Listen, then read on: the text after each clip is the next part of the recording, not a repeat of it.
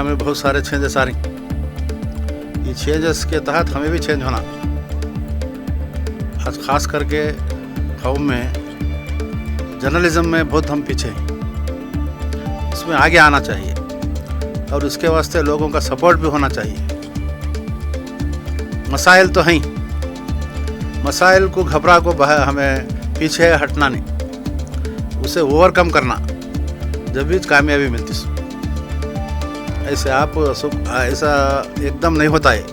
इसके वास्ते लगातार महीनों से कोशिश कर को अब ये नतीजा आया।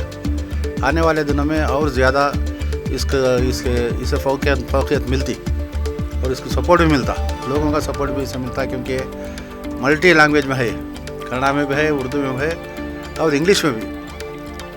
इस वास्ते आसानी से स्टेटमेंट भी पढ़ सकते।